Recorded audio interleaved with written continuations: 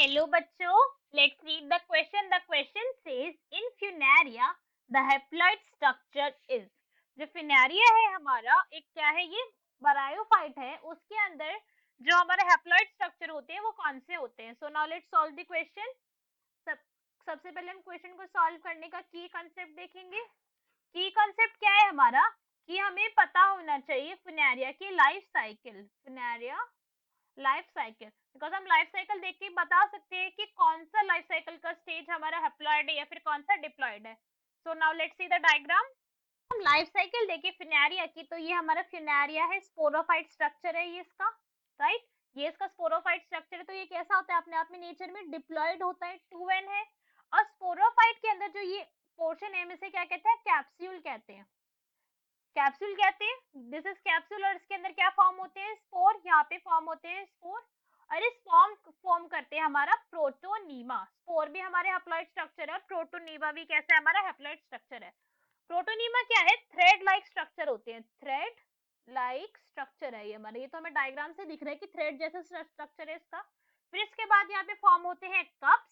Cups भी कैसे है? नेचर के अंदर हैप्लॉइड ही है. देन फॉर्म होते हैं हमारे गैमेटोफाइट. गैमेटोफाइट भी कैसा है? हैप्लॉइड. और इसका नेचर क्या होता है? ये दोनों ही तरीके के होते हैं. ये मेल भी होते हैं और ये फीमेल भी होते हैं. डायग्राम के अंदर भी हमें ऐसे गिवन है. एंथ्रीडियम है जो कि क्या है? हमारा मेल पार्ट है.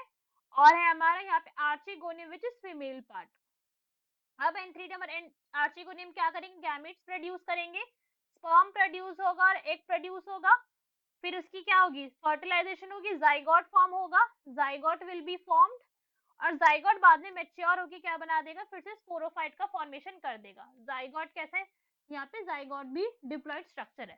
तो अगर हम डायग्राम देखें तो हमें सबका पता चल गया कि कौन सा स्ट्रक्चर हमारा हैप्लॉइड है और कौन सा डिप्लॉइड है. तो हमसे क्वेश्चन के अंदर पूछा है इन Funaria haploid structure is.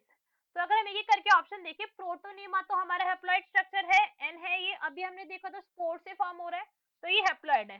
Capsule कैसा है? मगर हमारे ये डिप्लॉइड है, बिकॉज ये किसका पार्ट है? स्पोरोफाइट का पार्ट है. और स्पोरोफाइट के सारे सेल्स कैसे? डिप्लॉइड है नेचर के अंदर.